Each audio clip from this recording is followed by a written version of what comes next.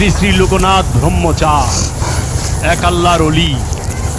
হয়তো আমার ইসলাম ধর্মের অনেক মৌলবী সাপকে বেশি কিছু কইব না। আপনার কাছে কয়টা মানুষ আহে, নারায়ণগঞ্জ কয়টা মানুষ আসে আর যা দেখেন তার কাছে শ্রী শ্রী লোকনাথ ব্রহ্মচারের পীরের নাম কি? মাওলানা আব্দুল গফুর শাহ। এ ওলি, তার কোনো জাত পাতের গন্ধ থাকে না। ওলি সার্বজনীন, আর যার জাতের গন্ধ আছে সে কখনোই ওলি না, সে মোল্লা।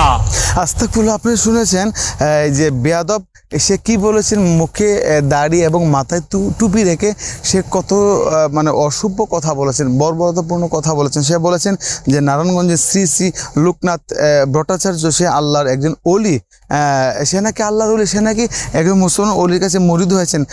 আপনার যে হিন্দুদের যে শ্রী শ্রী লোকনাথ, তার পীরের নাম নাকি আব্দুল গফুর শাহ। এটা সম্পূর্ণ মিথ্যা।